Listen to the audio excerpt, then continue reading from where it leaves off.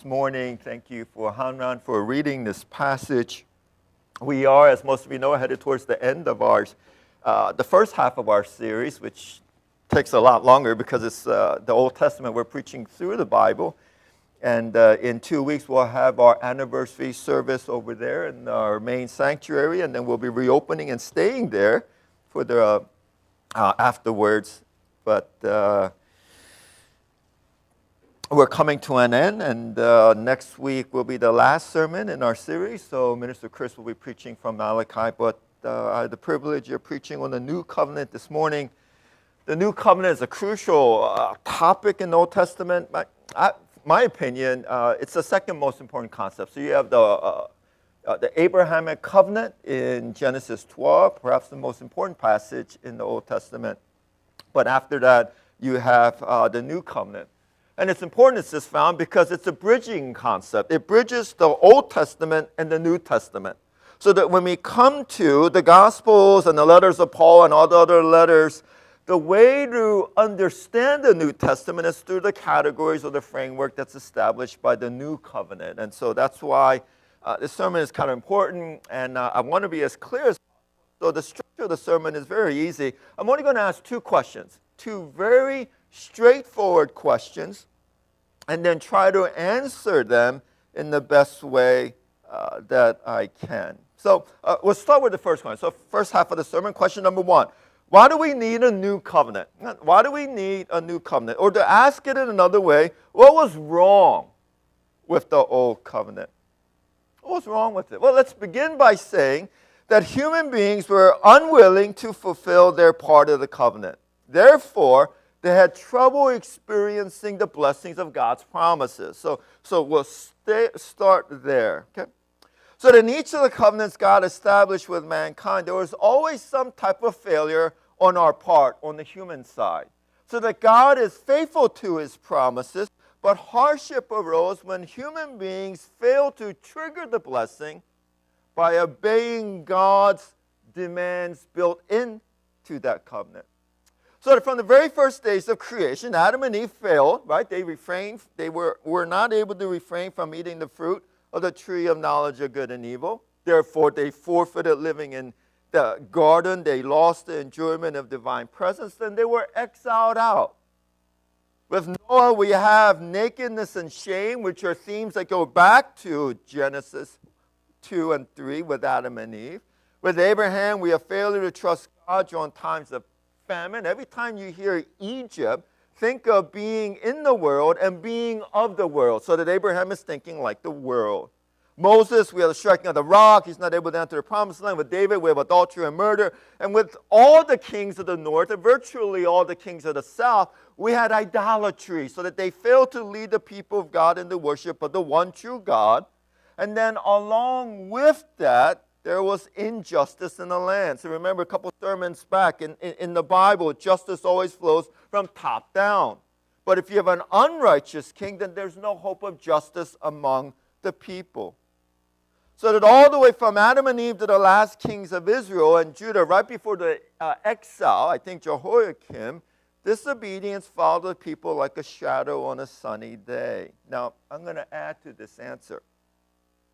Not only were the people unwilling to obey and keep their part of the covenant, they were unable. They were unable. The first is a response concerning the will, right? The people had a choice to obey, but they chose to go astray. This is an issue of freedom. But the second layer that's added upon this, the deeper answer to the question why we need a new covenant, is that they did not have the capacity to obey. Their nature did not allow them to follow God and submit to God. They just weren't that kind of people. Not only were they unwilling, but the deeper answer is they were unable to obey God. What this means is that from Abraham and Moses and David and all of their followers, these were not good people who sometimes did bad things. No, they were evil people who sometimes, once in a while, did nice things. Right? You write out a check for a cause in Haiti, perhaps. Once in a while, you help your neighbor out. Once in a while, you speak on behalf of the voiceless. But the consistent testimony of the Old Testament is that there are no good people. That there are none who are righteous. No one does good before God. In fact, we're not even morally neutral. Simply put, we're depraved people. And it starts as early as Genesis chapter 6, verse 5. As you look at the slide up front, it says, the Lord saw that the wickedness of man was great on the earth, so great that he wipes everyone out except Noah and his family. And that, look at this, every intention of the thoughts of his heart, the very center of his being, the gut, the heart, was only evil continually. Doesn't get any clearer than that. Not only are our actions wicked, but the thoughts behind them, and not just our thoughts, but our motives behind our thoughts, and not just sometimes, but continually, always, every action and thought. In other words, wickedness is not like an overcoat that sometimes you wear when it's cold out. It's not like our undergarment that we generally wear most of the time. No, evil penetrates all the way into our soul, into the very core of who we are. You know, sometimes you can take off your coat. Sometimes you take off your undergarment before you take a shower, but you can never be free of your motives and your thoughts. You can never take off your heart. That means we bear our sinfulness wherever we go. Wherever I go, my sinfulness follows because it's within me. Because it's not what we do that's the issue. It's who we are. You know, a couple of weekends ago, I was watching a Netflix documentary on World War II with my brothers-in-law. I have two brother-in-laws, three, but two of them were there. And this particular episode was about chronicling the first American soldiers that found the very first Nazi concentration camp. And, you know, they're showing these soldiers walking in, and it just defies their imagination how emaciated that these people could be, and they're utterly speechless. But after the initial soldiers went into the concentration camps, they started bringing in the officers, and then they brought in the generals, and the narrator says that they brought in General Patton. And when General Patton walked into that concentration camp and made his first pass, he had to run behind the shed and throw up. Even a battle-hardened general could not digest what had occurred. And the constant refrain in the narration is, how could this occur? I mean, Germany is a civilized nation. How could they do something like that? Was constantly asked. And the whole time I'm watching and I'm wondering, what in the world do you mean by civilized? You know, the Germans are civilized, but the natives of Papua New Guinea, they're what, savages? Because we are civilized, we're supposed to be morally superior. You know, we're more like the angels than the animals. I mean, yes, we have more technology and more government, we have more bureaucracy, we got more knowledge, but does that necessarily make us better people? Were the European conquistadors more compassionate and more loving than the Incas of Peru? Because they were more civilized? Perhaps Christopher Nolan is right. You know, sci-fi film Interstellar, I don't know if you've seen it or not, but you can see the picture of it up front. Yes, right there. He has a character played by Matt Damon. And Matt Damon makes this revealing statement. He says that after millions of years of evolution, mankind cannot seem to progress beyond altruism for his kins to altruism to the stranger. How do you get people to include those who are on the outside, inside your circle? Even if kinship altruism is true, right? Kinship altruism, I sacrifice myself for people who are genetically related to me in order to pass my genes to the next generation. That's kinship altruism. How do we move from loving our kind to loving those kind of people? See, this is the dilemma that the movie is struggling with, because our survival instinct is what makes us strong, but our ability to love people is what makes us worthy. What do you do when the two conflict? My survival comes at the cost of others. The movie wants to argue that while there are selfish beings who seek to sabotage humanity's progress and survival, that's the Matt Damon character, that ultimately decent people who love their daughter, if you've seen the movie, that's the Matthew McConaughey character, they will win out because as Anne Hathaway says in one of the scenes, love is the one thing we're capable of perceiving that transcends dimensions of time and space. Love will save us. And I agree. As I watched the movie, love is real for me. Love is unquantifiable, but it's real. It's what makes the difference between whether you are a First Nation and a Third Nation who can truly love others. But this is the question the movie never answered. How do you stretch your ability to love beyond your inner circle? Because at the end of the movie, I'm thinking Matt Damon is correct. How do you undo millions of years of evolutionary survival of the fittest? See, for me, the Bible does not pull any punches. It's a pipe dream to think that the more civilized you are, the better people you are. Because Jeremiah writes that trying to improve our hearts is like a leopard trying to change its spots, right? The heart is deceitful of all things. Ezekiel writes that it's because of our hard forehead and a stubborn heart that Israel has been exiled. The psalmist says, look, you got to soften your heart. But Jesus says that it is out of your heart that every evil thought and every motive and evil deeds flow out of. In other words, what I hear the Bible saying is it's not your environment that makes you evil. It's not your parents. It's not a lack of education. It's you. And it's me. It's all of us. Because inside of us, in our faith.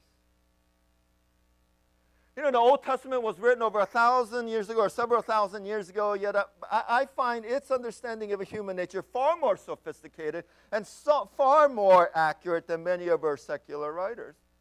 Because today there's a belief that human beings are in essence good people, at the very least morally neutral.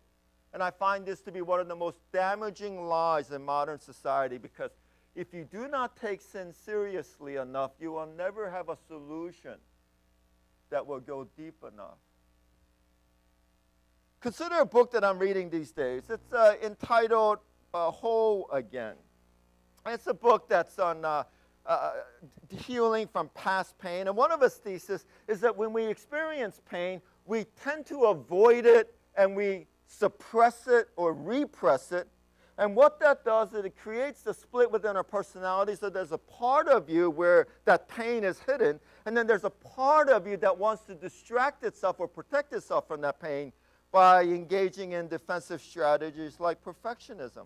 The more I do right things, the more I am loved. So that's the diagnosis. What's the solution? So here's Jackson Mackenzie's answer. If you look at the next slide, there's really only one way to diminish the protective self. Stop feeding it. Stop toying it. Instead, we need to feel, no, back, sorry. Instead, we need to feel what's there when we don't indulge it, or in other words, we don't repress it. Now, in one sense, she's right. We have to feel our pain. And we need to stop reinforcing unhealthy defensive strategies.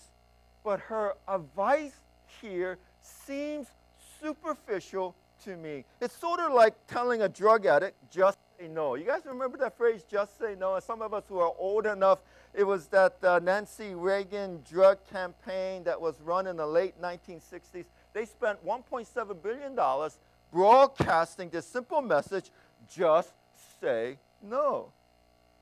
And anyone who thinks that this advice will either prevent or stop drug abuse either does not understand the nature of substance abuse, or they're not taking it seriously enough. In fact, follow-up studies show in 2008, NIH did a study on the effectiveness of that campaign, and they found that it had either no effect on people's use of drugs, or it increased it. They call it the boomerang effect. As one expert puts it, it's a little more complicated than saying yes or no. I would agree. I mean, you can fry eggs on a frying pan and claim that that's your brain on drugs. Remember that one? All you want. But image alone will not set you free from addiction, because its power over us is greater than our ability to think through the problem. If I just say it one more time, the power of sin is greater than our ability to think through it. No image or thought can withstand the vice grip addiction has upon us, whether it's drugs, alcohol, shopping, pornography, sugar, gossiping, or our phones. We're all addicted to something, to sin. So Mackenzie's advice that we stop feeding it, she gives this advice because our fundamental assumption, this is a fundamental assumption, while it's true that there's nothing inherently wrong with us. See, that's her starting point. There's nothing wrong with you. In fact, this is the entire point of the book. The protective self is blocking us from experiencing the wounded feelings that actually need to hear that message. I would argue that her starting place is so superficial that her solution is just as superficial. There's something wrong with all of us. Inherently, it's our heart. Our hearts are hardened. This means that the 1,972 reviewers on Amazon and the hundreds of thousands of readers are getting superficial advice because the author has not taken sin seriously enough. It is not what we do, it is who we are. That's why we need a new covenant. Second question. What's so new about the new covenant? What's the difference between this covenant and all the rest? Answer, it internalizes God within us. It internalizes God with us. So in the past covenants, God would command us, He would tell us what we needed to do. In the new covenant, He makes His home in us. He lives and breathes in us, and He obeys His own commands through us.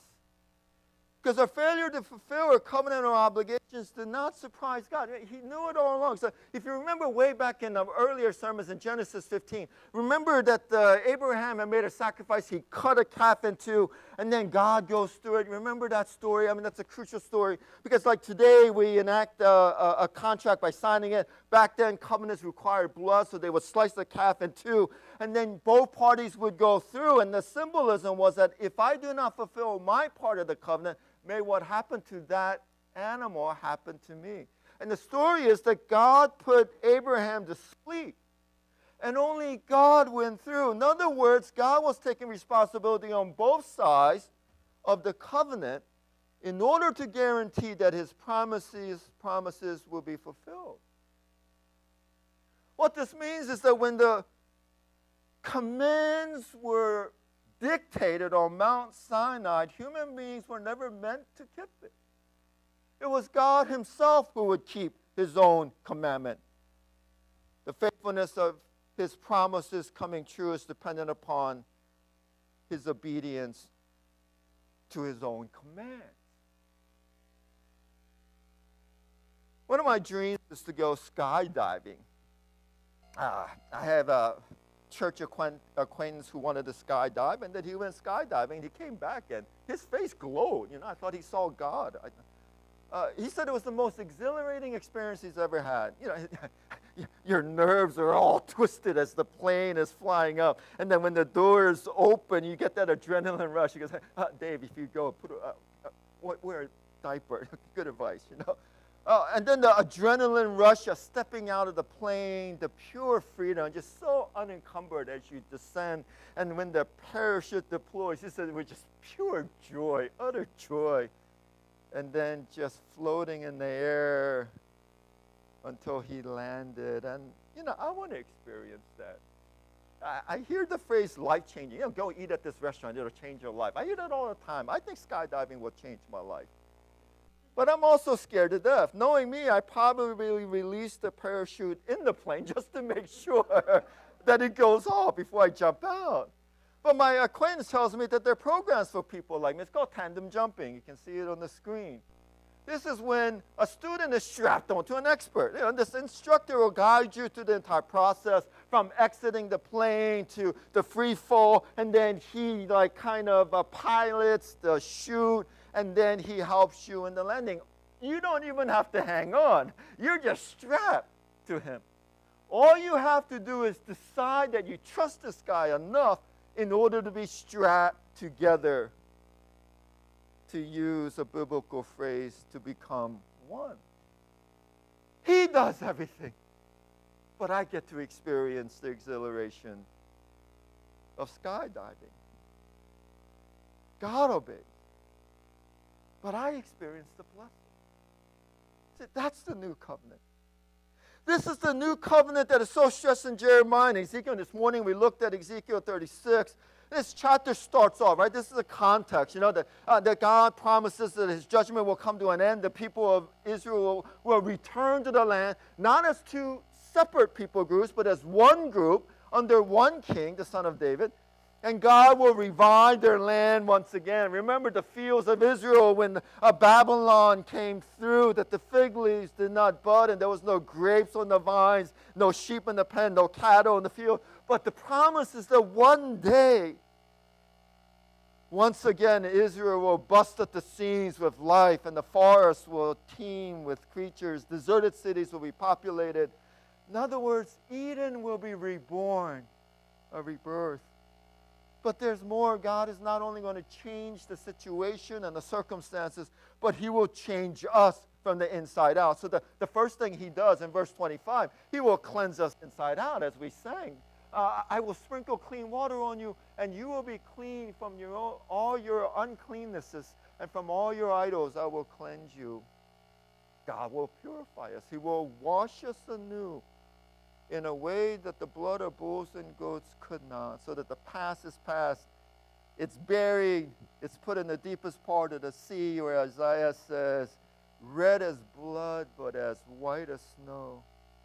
And then the second thing he will do, I will give you a new heart, and a new spirit I will put within you. And I will remove that attitude of hardness and from your flesh and give you a heart of flesh.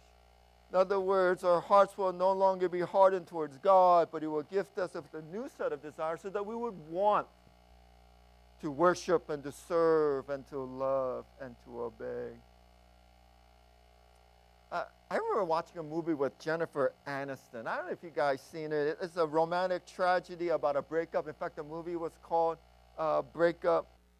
And there's this one scene that kind of stuck with me. There's this guy, the Vince Vaughn character, and he's like a man-child. He goes to work, he comes home, and then he eats the meal that's prepared, and then he sits on the couch and he plays video games all night. And Jennifer Aniston is in the kitchen, and she's doing the dishes, but it's passive-aggressive dishwashing. You ever do that? Where you're doing the dishes, but you're clamoring, and you're throwing spoons, and you're making all of this noise because you're really angry deep inside. And Vince Vaughn character gets up from the couch, right? And he finally says, look, I get it. You want me to do the dishes? Sure, I will do the dishes. And Jennifer Aniston's character says, I don't want you to do the dishes. I want you to want to do the dishes. And he looks at Jennifer Aniston with the most confused look because, one can do the dishes, one can sometimes want to do the dishes, but how in the world do you get yourself to want to do the dishes? So you can't. You don't have control over the deeper layers of our desire. And this is what the promise of the new covenant is, that God will give us a desire so that we would want to obey and to follow and to worship.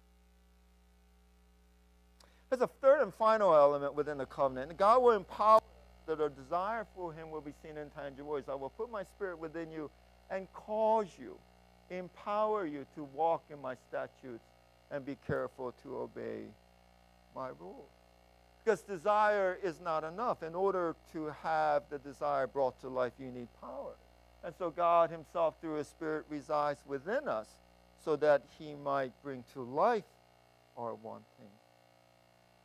There's a scene from Brothers Karamazov, Dostoevsky's novel, that convicts me no matter how many times I read it. It's a passage about people who are more in love with the ideal of love than actually loving one another. So there's a scene where a group of pilgrims, they come to the spiritual director, his father Zazima, for advice and for prayer. And there's one rich lady, she comes to him, and she has a question. How do you know that I'm saved? Or how do I know that I am saved for sure? How do I have this assurance of salvation? And Father Zazima responds that while there is no surefire way of knowing, the closest way you can be assured that you're saved is by how much you love. But not just any kind of love. He calls what he calls active love. And this is something new to this rich lady. She wants to know what active love is. And before he can answer, she goes on to share, and this is what she says. You see, I do love humanity. Would you believe it? I often dream of forsaking all that I have and become a sister of mercy. I think of washing wounds and washing their dirty bodies and comforting them. And right here, Dostoevsky is drawing a distinction between active love and conceptual love. Active love lives in the realm of verbs. Conceptual love lives in the realm of nouns. Active love does. It reaches out, it speaks, it gives. Conceptual love, it thinks, it imagines, it plans, it dreams. Active love focuses on particular real living individuals, persons with names. Conceptual love focuses on humanity, the abstract, the nameless whole. What the rich woman was practicing was conceptual love. It is the ideal of love that fascinates her. It's like a person who is more in love with the idea of getting married than the person that's standing next to them. And she understands that her own superficiality, even as she speaks, and Father Zizima, before she can respond, she confesses that if I were ever to wash the dirty bodies of these women, and if they do not show any gratitude, she says it would extinguish all my passion for loving my neighbor. How dare they not recognize what it took for her, this rich lady, to descend to their level in order to help them out. So she never practices active love. Why? Because it might disrupt and extinguish the illusion that she is a loving person. In fact, Father Zizima has a statement, the more you have trouble loving the person next to you, the more you will love humanity, because it's so much easier. You know, I experienced something similar to this in my past church. Last church I was in, we had a hypothermia week. Hypothermia week is where churches volunteer to take homeless people for 1 week. And hypothermia week, this past church, we would take in March, the very beginning, homeless people who would come and they would sleep in the church, and they set up these cots and sleeping bags, and then they would cook breakfast and then dinner. And then it evolved over the years, and they started providing rudimentary dental examinations. They provided legal service. They started giving haircuts and then running entertainment. It turned into a whole operation that the entire church was involved in. And most guests were grateful. But there was this one elderly lady that I remember, and she sat there and she would complain and she would say, wow, you guys could do so much more. Because look at this building, look at this church. We got multiple church sites and all the facilities and tools, and obviously the people seem well off. And there was this sourness to her spirit even as she ate the food that we had cooked and as she was wearing the clothes that had been donated. And she rubbed off on me. And I got sour, and I became bitter, and I started to avoid her. Because my job as one of the pastors was to rotate among the guests and strike up conversations. And every mealtime, I'm supposed to go and find a table and sit with them and engage in conversation. But somehow I never sat at the same table where she was. How dare she not recognize all that the church was doing for them? I'm going to make a statement here, and this is just my personal opinion, but I think it's true. I believe we are as loving as the person we love the least. Am I a loving person? Who's the person you have most trouble loving? That's how loving you are. That may be a hard statement to accept, but I think it's true. Most people can be nice to those who are grateful for what we do. But true love is when we continually reach out when we are rejected, when we are not recognized, when we are not thanked. How is the love of Christ different from the world? Unless we're willing to continue reaching out in spite of. I mean, doesn't Jesus himself say, if you greet those who greet you, what more have you done? Even Gentiles greet people who greet them. But, when you go out of your way to avoid people, how is that any different? Or if you love only your kin, those who are related to you, how is that love any different than the tax collectors? Don't they do the same? Do you hear what Jesus is saying? He's not calling you to be nice. I find it in churches and I find it in myself that it's so easy to mix up deep spiritual love and being a nice person. Just because we are a nice church does not necessarily mean we are a loving church. Jesus is calling us to come and die, and in our dying to give life to those who are around us. For unless the seed dies, there is no life. And only in the new covenant can this happen. I'm going to add a final thought here, and I'm going to close. I have to stop reading the newspaper articles. And it's not, as Minister Chris prayed about Afghanistan or South Africa or the COVID. I mean, those are all weighing down. I have to start reading because what gets me really down is the continual writing of churches where it's splitting or people are leaving. And last week I was reading about the McLean Bible Church. Last night I was reading about Bethel, where John Piper and the senior pastor going and several other pastors, all because of these issues of politics and racism. And these keep happening, and my spirit gets so burdened/cynical. And I don't like being cynical because I am by nature a cynical person. And I think, Lord, perhaps this is a revealing, like a curtain opening up, that really, this is how deeply we have learned to love you. Not very much, because we can't seem to love the people who are sitting right next to us, who basically have the same theology, but disagree on what I would consider the peripherals of our historic faith. And so we split, go into our little cliques and corners. And it breaks my heart, because of all the places in the world, the one place where you can disagree and still belong is here. It's here. Oh, will you pray with me? Father, we come to you this morning. We lift up your church. We lift up ourselves, and we ask for a level of faith and a love that is far deeper than our human ability to conjure it up. Father, we want to experience the life from above, not one that is effortlessly worked from below.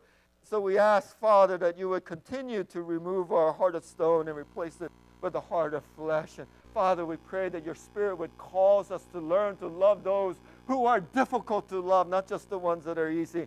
And most of all, wash us from our impurities as we pick it up every day, as we seek to follow Jesus Christ.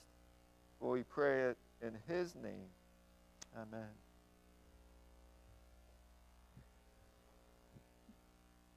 Let's continue with our